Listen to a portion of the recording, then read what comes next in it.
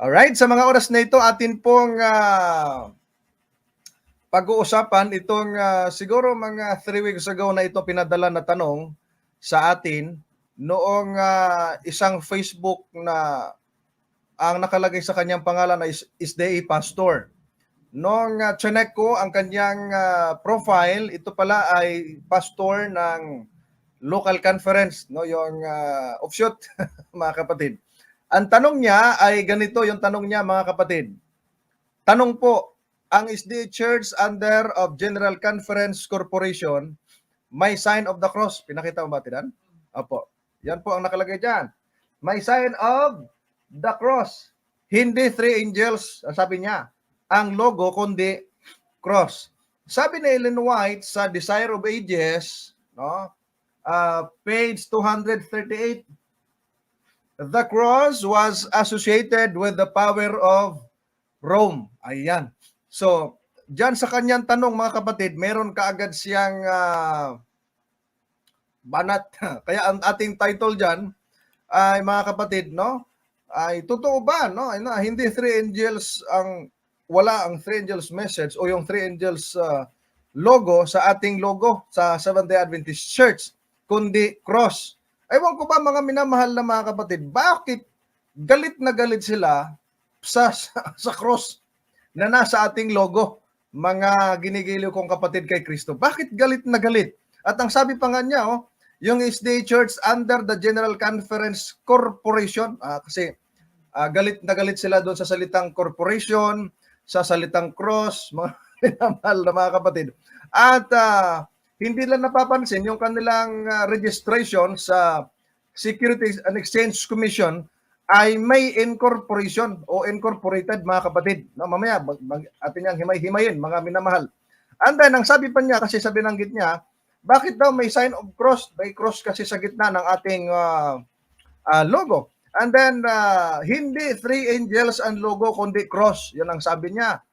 At ang sabi daw ni Mrs. White, na ang cross ay associated with the power of Rome. Parang pinalalabas niya na galit si Mrs. White sa cross. Mamaya, alamin natin, mga minamahal. Nakikita naman natin na marami pong mga umalis sa Seventh-day Adventist Church nagtayo ng kanilang samahan. Mga kapatid, no, nandiyan yung mga Reform Movement, yung mga Sabbatarian Adventist, mga Retinine, no, yan yung mga local conference, at iba't iba pa na mga offshoot, mga minamahal na mga kapatid. So maraming offshoot. May mga Davidian, ayan, kita nyo mga kapatid, marami. Subalit, makikita natin mga kapatid, karamihan sa kanilang pinupuntarya, hindi yung sa labas, kundi yung nasa loob natin na parang hinihilan nila palabas, mga minamahal na mga kapatid. Ang Biblia ay, bago natin sagutin ito, ay meron pong pahiwatig tungkol sa bagay na yan. Dito po sa Gawa, Kapitulo 20, versikulo 29 hanggang 30 ay merong magandang binanggit dyan, no, mga minamahal na mga kapatid. Ang sabi dyan, aking talastas na sa pag-alis ko ay magsisipasok sa inyo ang mga ganid na lobo na hindi magpapatawad sa kawan. Anong gagawin? Verse 30, at magsisilitaw sa mga kasamahan din ninyo ang mga taong magsasalita ng mga bagay na masasama upang magdala ng mga alagad sa kanilang hulihan. Sa talatang ito, ipinaalala ni Apostol Pablo when he spoke these verses doon sa mga taga-Efeso, mga kapatid, ay kanyang pinaalala, mga minamahal, na talagang may mga nagsisipasok, mga kapatid. Galing yan sa mga kasamahan, ang sabi dito, mga former, no, dating mga kasama, at ngayon magsasalita ng masasama na mga bagay laban doon sa kanilang pinanggalingan upang magdala ng mga alagad sa kanilang hulihan. Ito ang kanilang mga banat. That's why, ang ating logo, mga kapatid, na ipakita nga natin at idan yung logo natin. Magpakita ka ng logo lang muna, wag mo na yung may kahulugan. Oo. Magpakita ka ng logo na may pinakikita sila o may atake sila na yung logo niya natin, hindi 3 angels, kundi cross, mga kapatid. Ayawan ko ba bakit galit na galit sa cross sila? Galit. Pati si Mrs. White, kinukot nila yung sulat ni Mrs. White para ipakita, mga minamahal na mga kapatid, na against sa cross si Mrs. White. Mamaya, alamin natin, totoo bang si Mrs. White against sa cross? Mga kapatid, no? Yung cross lang ha, na sign, hindi yung may rebulto sa kasama ang cross. Wala tayong ganon, mga kapatid. Sige nga, Atinan, meron ka na dyan. Ayan, yan logo natin. Meron kasing cross dyan na nasa gitna ng Biblia, mga kapatid. No? May cross kasi sa gitna ng Biblia na galit sila. Iwan ko ba't galit na galit sa cross yung mga kaibigan nating ito. Ngayon, dito sa kanilang banat, mga kapatid, hindi three angels, kundi cross. At ang banat pa niya, ginamit yung writings ni Mrs. White, the cross was associated with the power of Rome. Ayan, yun ang gusto nilang sabihin. Ngayon, meron tayong bibigyan ng pansin dito, yung totoo bang wala yung three angels message dyan? Totoo ba na associated with Rome itong cross na binabanggit ni Mrs. White dito, mga kapatid? At yung lagi nilang pinagdidiinan na General Conference Corporation. Marami na pong debate na nangyari between the Seventh-day Adventist Church under General Conference at itong local, no? Kaya halatang hindi tunay, local local conference na that was established 1980s, 1982 I think, mga kapatid, dito sa Mindanao. Ang nangyari, mga minamahal na mga kapatid, ay galit na galit sila sa salitang corporation. Pero kapag ka-check ninyo yung kanila pong rehistro, mga kapatid, ay yung kanilang nakalagay doon na Seventh-day Adventist Church Local Conference, may kadugtong na incorporated. Pagkaalamin mo, mga kapatid, o alamin natin yung kahulugan nito, ang sabi sa research natin, corporation and incorporation are two very closely related words. A corporation, as is generally known, is a body formed for the purpose of carrying out a business of any kind. Kaya galit na galit sila, business daw yung ating church, mga kapatid. Kasi hindi naman nila magets, mga kapatid, na mayroon tayong hospitals, meron tayong schools, mga kapatid. Sila wala. Kaya galit na galit.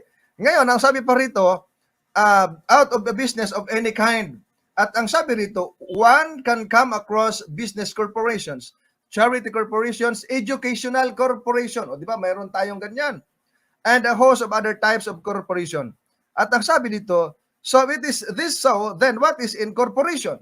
Ang incorporation na binabanggit, it is a process by which a corporation is formed. Magkasama lang pala ito. Itong corporation at incorporation, mga kapatid. Dito sila madali ngayon. Incorporation is the legal process of setting up a corporation. Kita nyo? May nakalagay sa kanila, mga kapatid, incorporated. Kita nyo, mga minamahal na mga kapatid. Okay? So yun pong ating mapapansin, parang pumapasok sila, nagbibitag sila, pero sila din yung napapasok sa bitag na ito, mga kapatid. Yan ang nangyayari.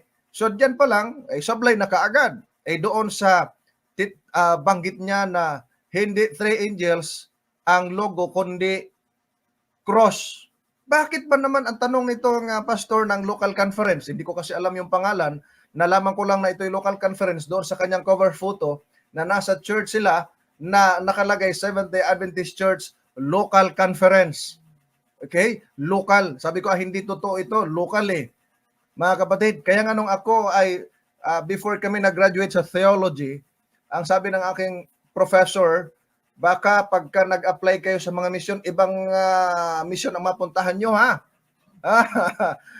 Ibang church mapuntahan nyo ay yung mga offshoot, yung mga rebuilding offshoot ang tawag dyan, mga minamahal na mga kapatid. Ngayon, ating nga alamin, mga kapatid, ipakita nga natin ulit at yung logo na yung pinakita mo kanina. Yung pinakitang, hindi mo na yatidan, yung pinakita mo logo kanina. Opo, yan. Yung logo, mga kapatid, na inyo nakikita sa screen. Cross lang ba ang mayroon dyan? Cross lang ba ang mayroon dyan? Kasi sa tanong dito, pag hindi mo kabisado, mapapaniwala ka. Kasi ang sabi niya rito, may sign of the cross. Hindi three angels ang logo, kundi cross. Kita nyo, mga kapatid. Pero kung makita nyo naman sa pinakita natin dyan sa screen, Hindi lang cross, mayroon diyang flame, may open Bible, o di ba? Tapos may invisible globe na inikutan, mga kapatid. Ating nga alamin, ano bang kahulugan niyan? Ang nangyayari kasi, mga minamahal na mga kapatid, itong mga offshoot na ito, no, mga kapatid, ay madali po silang mga take. Ano mga kapatid? Madaling mga take pagka nakita without knowing what is the meaning of its logo. Because logo, mga kapatid, composed of symbols. Tandaan niyo po ito ha. And needs to interpret, no? Mga minamahal. And the one, mga kapatid, ang may karapatan na mag-interpret ng ating logo is no other than the Seventh-day Adventist Church itself. O, mga kapatid, it was voted by the World Church, no? Mga kapatid ko. Ngayon, ating alamin mga minamahal na mga kapatid, kasi ayon sa pag-aaral dito mga kapatid ko, talagang galit na galit sila sa cross at bakit anya wala yung three angels. O, alamin natin maya-maya, wala ba talaga yung three angels message mga kapatid? No? Wala ba talaga? Mga minamahal na mga kapatid, yung ang sabi pa nga rito mga minamahal na mga kapatid, sabi dito, maganda ito. The logo is defined as the recognizable and distinctive graphic design. O, tandaan natin ito. Stylized name, unique symbol, or other device for identifying or an organization. Totoo naman. The purpose of a logo is to give a visual representation of the organization or company. The logo design is made usually unique, give high impact, be eye-catchy, and leaves an unforgettable impression. A logo design is used in conveying the organization message and image, mga minamahal na mga kapatid. So dito, napakaganda. Ano bang purpose of having the logo in an organization? Mga kapatid, halimbawa, itong ating Gospel and Music Ministry, dyan sa inyong live, mga minamahal na mga kapatid, meron kayong makitang logo dyan sa right side. Okay? Pag nakita nyo yan, yung pong logo sa right side, ano inyo masasabi?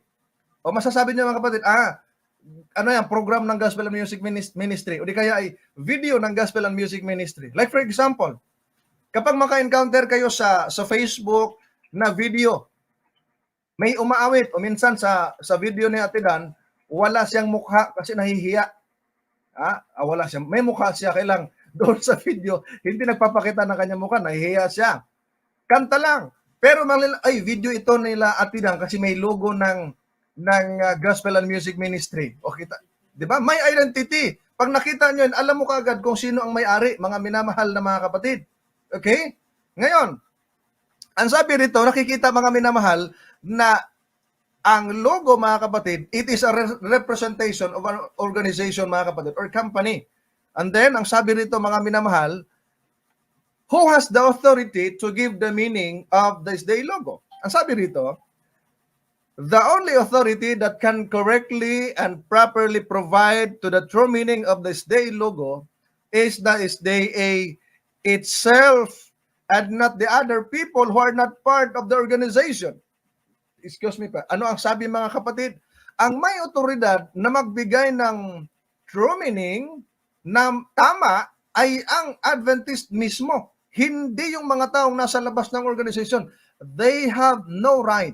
They don't have right to interpret our logo. May nag-interpret mga sa logo natin, 666 daw. Mga kapatid, who are you to interpret our logo?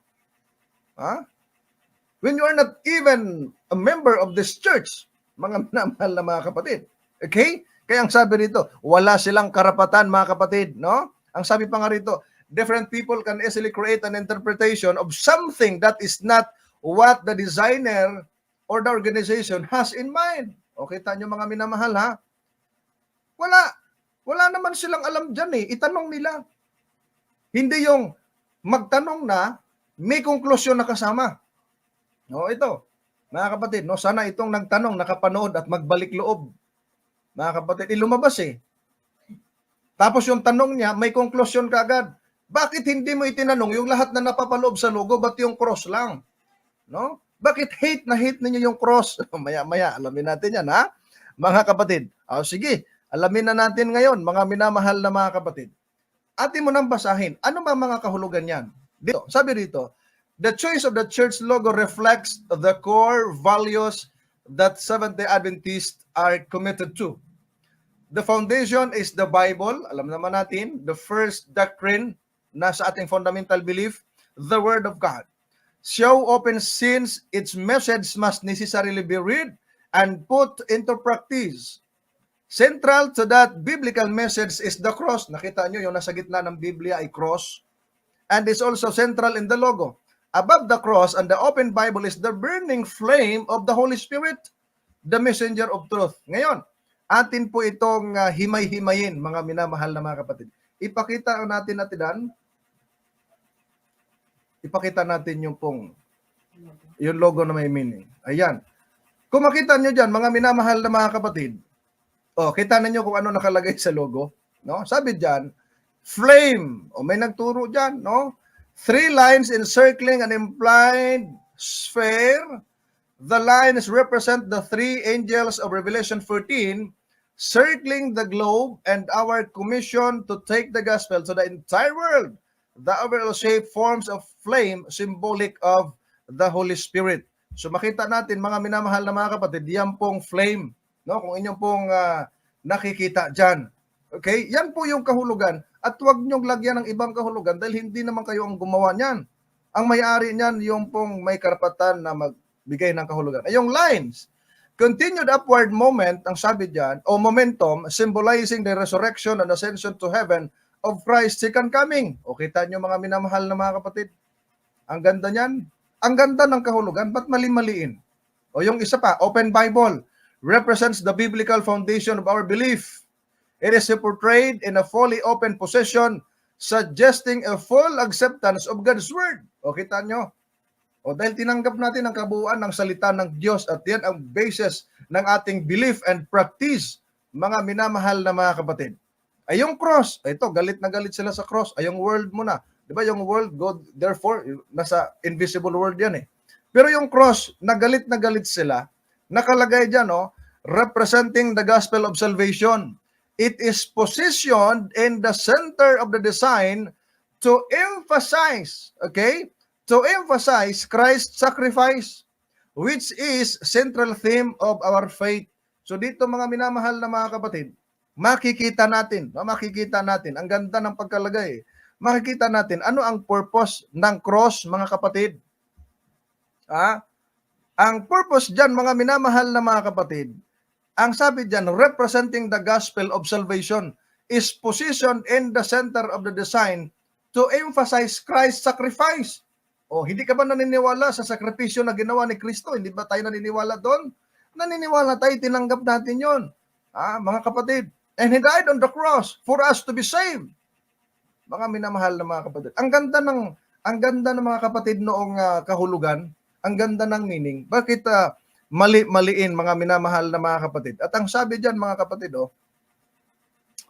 which is the central theme of our faith. Kasi ang focus naman talaga yung pagliligtas ng ating Panginoong Hesukristo. Ayan, mga minamahal. Ngayon, marami ang mga bumabangon na mga kaisipan, na negative thinking doon sa cross, yung mga prejudice, mga kapatid, against sa cross, na keso tayo ay connected na sa Roman Catholics, tayo ay konektado na sa mga pagano, mga minamahal, no?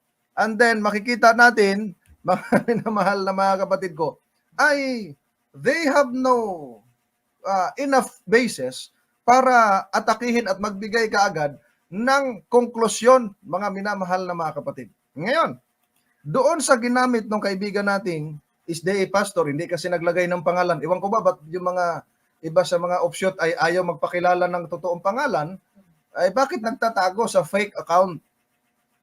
What's your purpose? No? Why are you hiding on that fake account, mga kapatid? Di ba? Kung totoo kayo, ba't magtatago kayo sa hindi ninyo pangalan? Maglagay kayo ng pangalan nyo. Yung mukha nyo, ilagay nyo. Mga kapatid, ngayon, dito sa sinabi niya na the cross was associated with the power of Rome.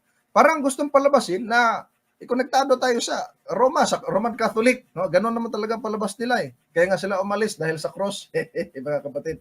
'Di ba? Ngayon, atin pong basahin yung pong Desire of Ages, Ate Dan. Ilagay nga natin sa screen. Ayaw nandyan po sa sinend ko sa iyo kanina. Oh, yung nasa outline. Alright? Sa Desire of Ages, mga kapatid, yung pong nakasulat kasi na the cross was associated with the power of Rome. Ayan, ating alamin yan, mga kapatid. Totoo ba na ito yung gustong sabihin ni Mrs. White, yung pong the cross was associated with the power of Rome? Totoo ba yung sinasabi nila? O, yun sinabi nila. Mapansin nyo, mga kapatid, nilagyan ko po ng underline yan, mga kapatid, na the cross was associated with the power of Rome kasi pinuputol nila and then gagawa kagad sila ng, tanggalin mo muna natin nagagawa kagad sila ng konklusyon. Pag nabasa nila yung isang sentence, the cross was associated with the power of Rome. Mrs. White, ano ang ibig mong sabihin? Connected na ba tayo sa Roman Catholic because we have cross in our logo and even sa mga sulat ni Mrs. White? Mrs. White, against ka ba nito, Mrs. White? O, alamin natin si Mrs. White. Ha?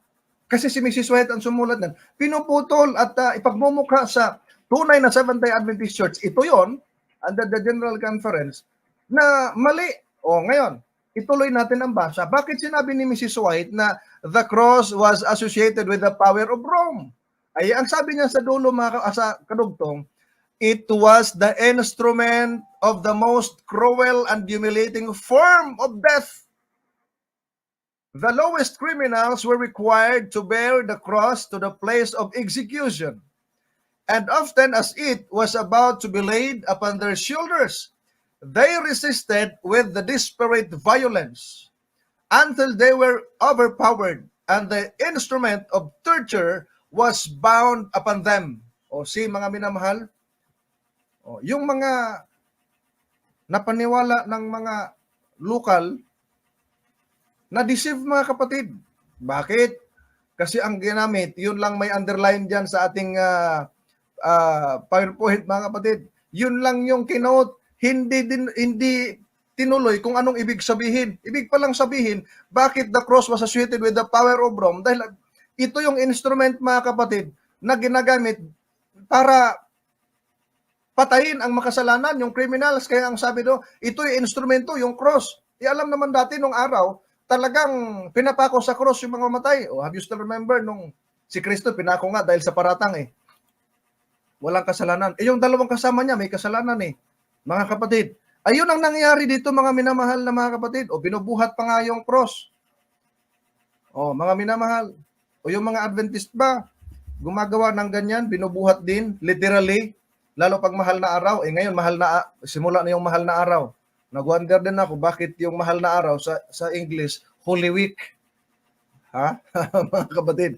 Nagpapasan sila, nakakulay pink pa nga Nagpapasan sila ng mga cross nila doon sa Pampanga yata yun. Mga kapatid, hindi naman ganun ang mga Seventh-day Adventist.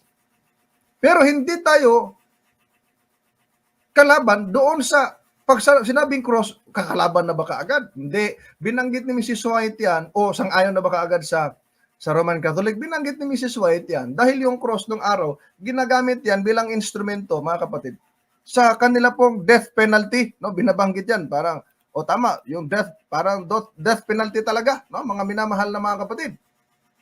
Na may malaking problema. I-atake nila. Kadugtong na daw tayo sa Roman Catholic. Di ba ga? Hindi ganun, mga minamahal na mga kapatid. Ang umaatake niyan, mga kapatid, yung mga anti-cross. Mga anti-cross, mga kapatid. Alam nyo ba?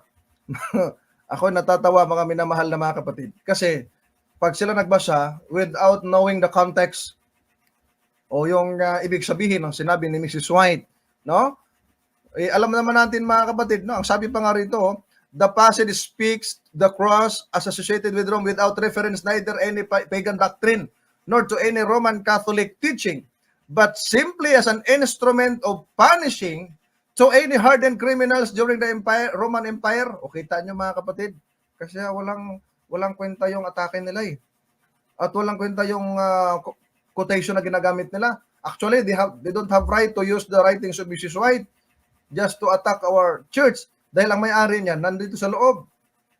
O, subukan yung hamunin yung apo ni Mrs. White para mapahiya kayo. Mga kapatid, di ba? Yung mga offshoot dyan, mga kapatid. Kaya ang sabi dito sa isang paliwanag, in short, Ellen White speaks of a cross in relation to a state law that deals with the death penalty, where wooden cross had been used as an instrument of torture and execution of death. Yan yung nakalagay. Yung palang ibig sabihin nun. O, ba't nyo pinuputol? Mga kapatid, ba't nyo pinuputol? Tapos gamitin niyo yung putol na yon para i-atake sa amin. Mali. Nung nagsulat si Mrs. White ng ganon, inatake ninyo. Pero nung nagsulat si Apostol Pablo, when Apostle Paul exalted the cross of Jesus Christ, yung mga anti-cross advocates, mga kapatid, are not accusing Apostle Paul. O ba't hindi nyo inaccuse si Apostle Paul doon sa Galatia 6:14?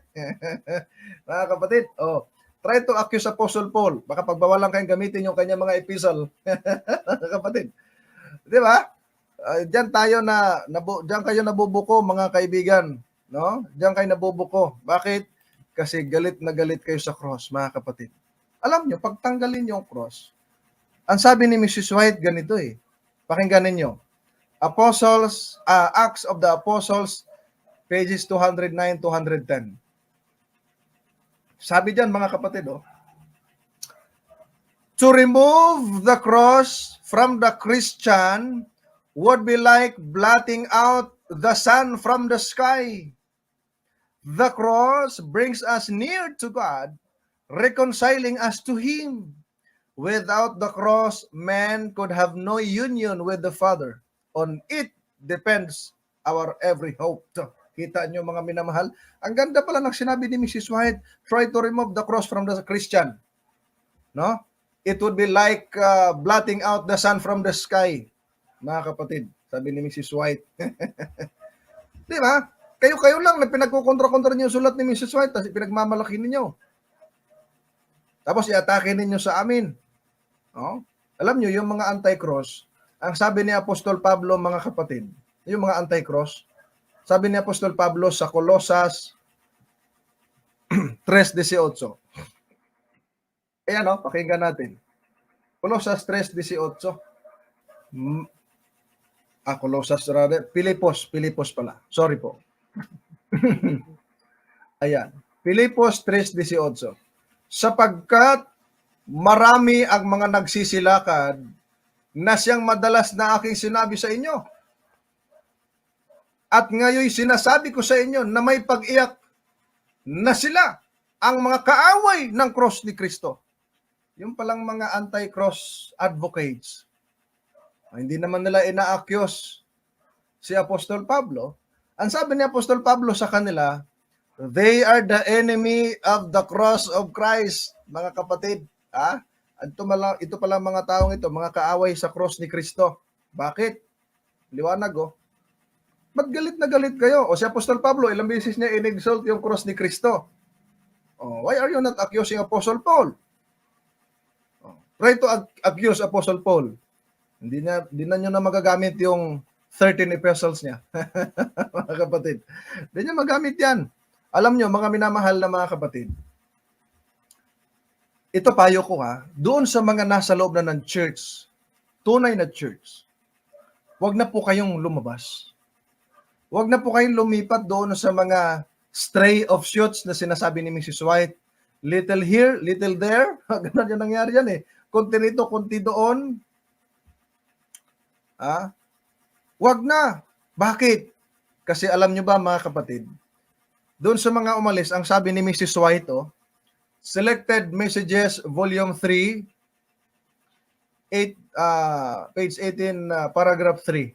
Sabi dyan, when anyone is drawing apart from the organized body of God's commandment, keeping people, when he begins to weigh the church in his human scales and begins to pronounce judgment against them, then you may know that God is not leading him.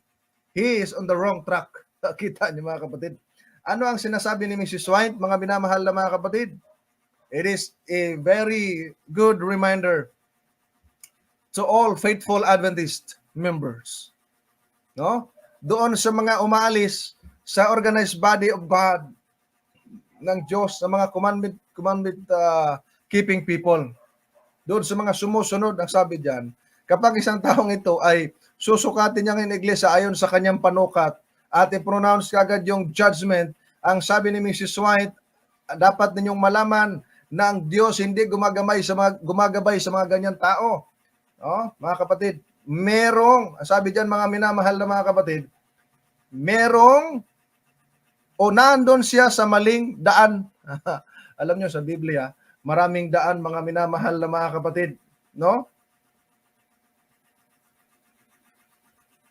Maling daan. Meron nga sa Biblia, meron dating daan, di ba? May tamang daan.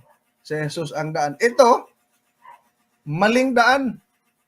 So pag maling daan, ang tawag dito naligaw. Alam niyo sa mga may mga kapatid, ang tawag niyan sa mga tawag nito? Mga matatanda din ang mga sasabihan. Pagka naligaw ka na, balik ta rin yung damit mo para turo ka ng tamang way, mga minamahal na mga kapatid. Balik ta rin, di ba? Mga kapatid, bumalik ka doon sa tamang pinanggalingan mo, pumunta ka sa mali. Sabi ng Panginoon, pag umalis ka doon sa organized body, ito yon ang Seventh-day Adventist Church na inaatake nyo. Pag umalis ka doon, tapos hahatulan mo, susukatin mo ayon sa iyong panukat, sabi ni Mrs. White, ay dapat malaman ninyo na ang Diyos walang gabay sa kanila. O wala talagang gabay yan.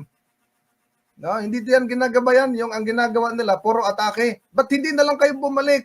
Tapos pag nangaral kayo, sinusungkit nyo yung mga membro namin o mangaral kayo doon sa public. Mga kapatid, di ba ga? Tapos sasabihin nila, kami ngayon ang tama. Gagamitin ngayon ang right ni Mrs. White. Sablay ka na naman. Sablay kayo dyan. Bakit? Mga kapatid, no? Testimonies to Ministers, page 61. Lagyan mo ng esatidan, minutes lang nakalagay yan Ang sabi ni Mrs. White, mga kapatid, God has a church upon the earth who are His chosen people. Aba, ang ganda. Who keep His commandments. Nasaan na ba yan? He is leading not stray offshoots, not one here and one there, but a people. Kita nyo mga kapatid ano ang sabi ni Mrs. White? Ang Diyos ay may iglesia dito sa sanlibutan. Bayan na kanyang pinili na sumusunod sa kanyang kalooban, mga kapatid. No? Na siyang kanyang ginagabayan, hindi yung mga pasaway na offshoot na yan. Na nagkawatak-watak, kunti dito, kunti doon. Kita nyo, may reform movement. Pumunta pa nga sa amin yung ibang kasamahan nila Tinanong ko, makipagdebate ba kayo? Hindi, nagmasya lang. Namasya lang. Mga kapatid. Namasya lang Di ba? Kunti-kunti. Tapos yung mga Sabatarian, may naging kaklase ko nga ako na Sabatarian Adventist offshoot. Nagtaka siya, may Biblia ako. Nasa public ako na nag-aaral. Sabi niya, anong religion mo, Brad? Sabi ko, Seventh-day Adventist, yung aming samahan. Sabi niya, ako Sabatarian Adventist ako. Galing kami dyan, sabi niya. Nagpakilala siya na lakas pa manigarilyo, mga kapatid, pogi pa naman. Tapos maputi, no? Tapos ang lakas manigarilyo. Tapos ang lakas na magpakilala niya, Sabatarian Adventist ako. Mga kapatid, di ba? Grupo konti lang din sila pag nagsimba. Sa 10 yata. Kasi mga offshoot yan, mga yan Tapos yung kanilang pastor doon, sabi ko, hindi nyo ba alam, yung pastor nyo, bumalik na sa amin. Nagpa-rebaptize, si pastor pa lang mga kapatid. Di ba? Ganon yun. Ba't ka lalabas? Ba't ka gagatatayo ng ibang church? Tapos atakihin mo yun. Tama yung sinabi ni Apostol Pablo na talastas ko na sa aking pag-alis, maraming papasok na mga lubo na mga nagsasalita ng mga masasama laban sa inyo at magdala ng mga kawan sa kanilang hulihan mga kapatid. Di ba ga? Ngayon, tama ba yung nagtayo sila ng another church? Kaya nga nung may debate ang sa amin We are not building another church. It is what we call reorganization. Oh, really? Is this a reorganization or new organization? If it is a reorganization, then dapat connected pa kayo sa amin. Ba't hindi kayo connected sa amin? O kaya nga, retinine, yung ikapo nyo nasa inyo. O, di ba? How come naging connected kayo? Nagparehistro kayo ng sarili nyo. O, kita nyo mga minamahal na mga kapatid. Tapos sabi, connected. Yang, ano sabi ni Mrs. White sa bagay na yan? O, manuscript 129. 1905. O, anong sabi dyan mga kapatid? We cannot now step off the foundation that God has established. We cannot now enter into any new organization, for this would mean apostasy from the truth. O, kita nyo mga kapatid, ang ganda, no? Bakit ka nagtayo ng new organization? Sabi ni Mrs. White, you cannot now step off the foundation that God has established. You cannot now enter into any new organization, for this would mean apostasy from the truth. And what you are doing right now ay ang pag-apostasya. O, kayong lahat ng mga offshoot. And the only way, mga kapatid, na ma-reconcile is come back. Bumalik sa totoo. The organized body, mga kapatid. No? The commandment keeping people of God, mga minamahal. Yung problema, yung mga umalis, ang sabi ni Apostol Juan, hindi talaga yun sa totoo, hindi yun sa atin. Oh, sabi, ano ang sabi ni Apostol Juan? Unang Juan 2:19. Oh, sabi ni Apostol Juan, mga kapatid, oh, sila'y nangagsilabas sa atin, ngunit sila'y hindi sa atin. Sapagkat kung sila'y sa atin, ay nagsipanatili sana sa atin. Ngunit nangagsilabas upang sila'y mahayag na silang lahat ay hindi sa atin. O, kita nyo, sabi ni Apostol Juan, yung mga nagsilabas, hindi talaga yun sa atin. Makita mo yung kulay, mga minamahal na mga kapatid. No? Kaya mga kapatid, do not attempt, no, to go out, mga kapatid, of this people of God, chosen people of God, mga kapatid. No? Huwag kayong padaya dyan sa mga offshoot na yan, mga minamahal na mga kapatid. Huwag. No? Kung buhay pa lang sana si Mrs. White ngayon, pagalitan niya sila. Ginagamit yung spirit of prophecy, tapos umalis. Nako, mga kapatid. Di ba? Oh. Sabi pa nga ni Brother Sibilia nung araw, mga magnanakaw ng sulat ni Mrs. White. Why are you using that spirit of prophecy without any permission from the owner? O, kita nyo? Mga minamahal na mga kapatid. Ngayon, yung ngayong mga nagsialis, nagtayo ng new organization, kahit hindi nila aminin, reor daw. No? Kung ako teacher, zero. Kung ako teacher noong mga pastor nila, na ang pagpatunay ay reorganization, tapos ako teacher, zero mga kapatid. Bagsak. Zero. Kung mayroon pang mas mababa sa 0.0, mayroon pang ganon? Negative 0. Mga kapatid. Di ba? Nung sila nagsilabas, sabi ni Apostol Juan, dahil hindi sila sa atin, nagsilabas sila, nang hindi sila nagsipanatili sa atin, ngunit nagsilabas, upang mahayag silang lahat, ay hindi talaga sa atin. Mga kapatid, mga tupa, mga lubong nagaan yung tupa. Mga kapatid. Ngayon, ano ngayon yung kanilang ginagawa, mga kapatid? Ano ngayon ang kanilang ginagawa? Mga kapatid. Basahin natin yung isang napakagandang sulat kasi ang atake nila, lumabas sila dahil yung church natin, Babylonia, napakadali magparatang Babylonia. Mali na naman, mali interpretation niya sa prophecy. Alam nyo naman kung sino ang Babylonia, umalis lang kayo dahil dyan sa tampo, dahil sa kung anumang mga bagay na ayaw na, gusto nyo mangyari, hindi nangyari. Di ba mga kapatid? Ang sabi dito ni Mrs. White, Testimonies to Ministers, page 42. Sabi dyan,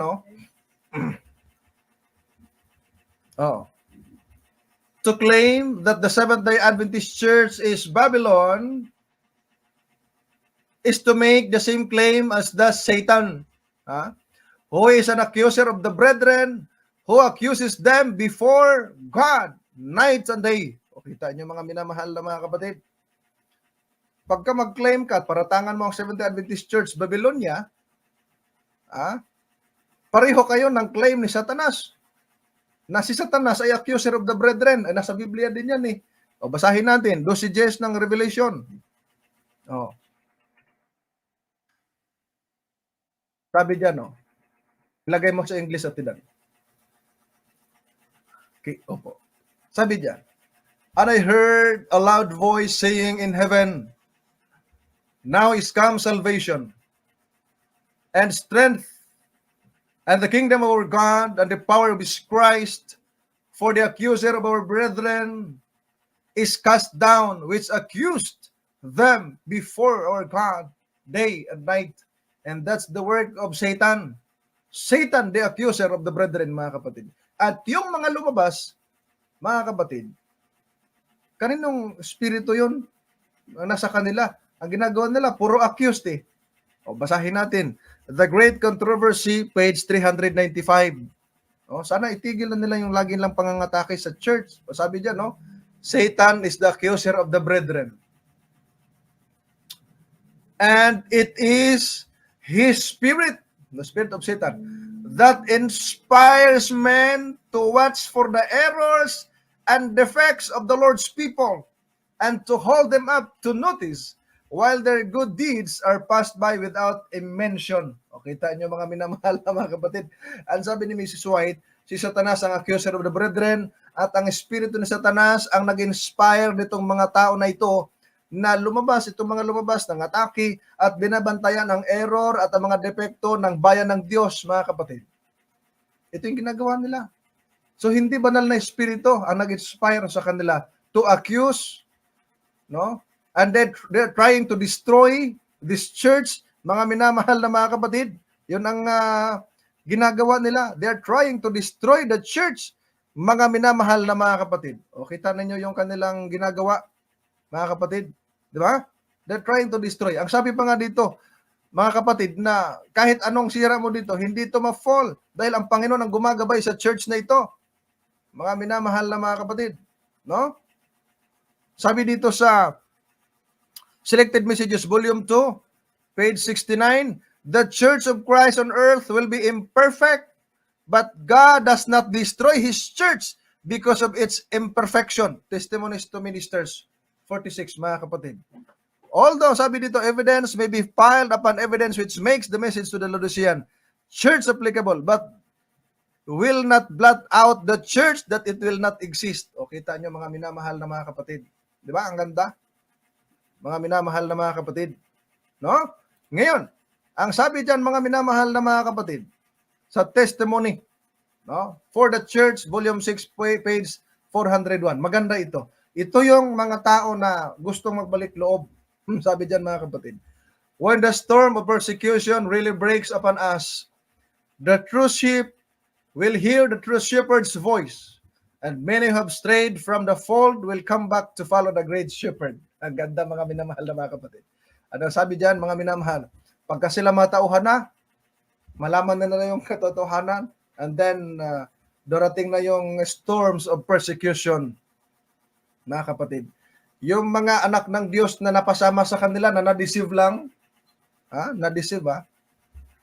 babalik yan. At ang pakikinggan nila yung boses ng isang pastor, ang Panginoong Jesus. Yung mga nadala nila na naloko, nadaya, mga kapatid. Magbabalik loob yan. And I am appealing to all offshoots who are sincerely serving the Lord. Come back to the true church, the organized body of God, mga minamahal. Huwag kayo dyan. Ang ginagawa na yan, puro accuse. Nung nasa kapitulo, versikulo pa ako, buhay pa yun si Brother Sevilla. Mga kapatid, may umatake sa amin. May mga na-isdarm yata yun. Hinahamon ng debate ni Brother Sevilla. Kaya sino-sinong pinagtuturo na iharap, walang lakas na loob na humarap, kapatid. Bakit? Mabubuko eh. Oh, nagtayo sila at umalis, patay na si Mrs. White. Tapos dala-dala yung writings ni Mrs. White, mga kapatid, no? Ang payo ng Biblia, magsisi. No? Gawa 3:19, magsisi kayo, magbalik loob sa Panginoon upang mapawi ang kasalanan, mga kapatid.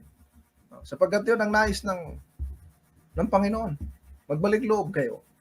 Doon sa mga sincero na lingkod ng Panginoon, yung mga na dali lang, di ba? Ngayon nga may mga gustong umalis dahil ayaw sa 3 persona, gusto na 2 lang. Yung Trinity, ang tawag doon ay binitarians, mga kapatid. Yung binitarian believer na nadala naman ng mga ano, yung iba pa nga mga layman eh. Kaya yung mga layman gusto natin na i-improve. Mag-upgrade naman sila. Yung mga layman na mga nasa probinsya, mag-upgrade po kayo. Bakit po?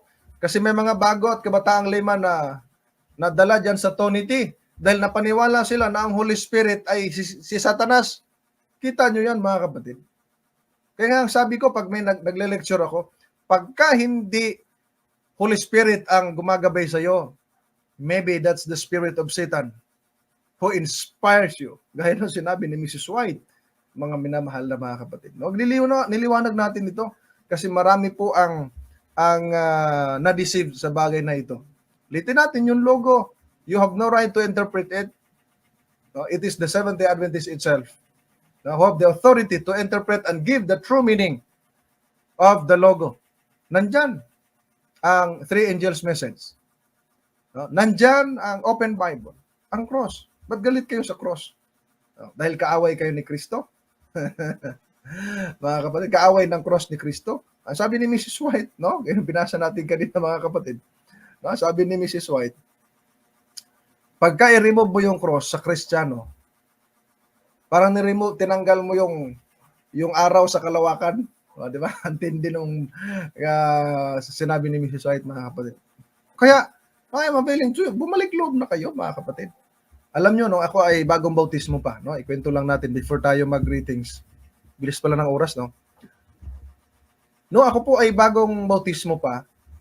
Tapos, nag-aral ako ng college. I think I was 15 yata o 16 nung nag-aral ako ng college, mga kapatid. May pumunta doon sa district pastor namin at nung pumunta, mga kapatid, nilusob. Mga reform yata yon. Yung isa doon, more than 10 years na naging elder. Tanda na. At nung bumalik doon, mga kapatid, ay hinamon ng debate at pinagtulungan yung district pastor.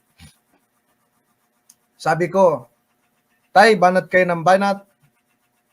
Tapos yung ginagamit nyo, hindi naman sa inyo yan, galing yan sa amin. Wala kayong sariling libro. Tapos ang tagal-tagal mo na naging elder, ganyan ang naging kalagayan mo ngayon. Sinabihan ako, mga kapatid, na, Tutoy, huwag ka makialam, Tutoy. Tutoy ka pa. Sabi sa akin ng pastor nila na dating elder natin, naging pastor pagdating sa kanila, mga kapatid. Di ko alam kung buhay pa yon, mga kapatid. Sana nakapagsisi siya at nakapagbalik loob sa Panginoon, mga kapatid. Ewan ko ba, minsan pag ang isang tao nasobrahan sa talino, mga kapatid, yumayabang.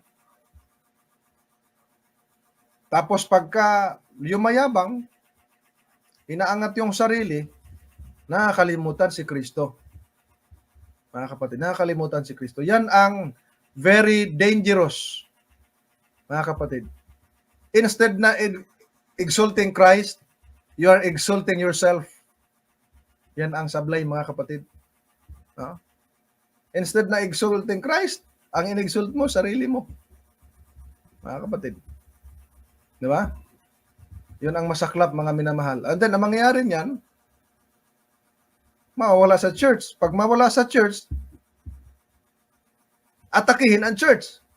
Yun ang ginagawa. Yun ang sinabi ni Mrs. White. At yan ang nangyayari in reality, mga kapatid. Di ba? Inaatake ang church. Alam nyo kung bakit? Hindi yan converted eh. Na-convince lang yan dahil sa ganda ng aral. Pero hindi siya converted to Christ. Hindi talaga siya born again. No? Hindi talaga siya born again. Ibig sabihin, hindi talaga na-transform ang kanyang buhay. Mga kapatid. Hindi niya na-connect talaga kay Kristo. Mga minamahal. Minsan, mayroon lang sa pangalan. Ang ganda ng pangalan. Pero sa pangalan lang pala. How about your relationship with Christ? Mga kapatid. No? Yan mga kapatid, mag-ingat po kayo. Pag may mga pumunta sa inyo, hindi kilala, pakilala Adventist, tanongin nyo, sinong district pastor? Sino elder? Anong klaseng Adventist kayo? Ha? Baka reform. Sabi pa nila, yung mga ngaral na una, deform daw yan eh. Ewan ko. Mga kapatid, no? Kita nyo mga minamahal. Di kaya ay Sabbatarian, o di kaya ay Ritenine, ingat kayo.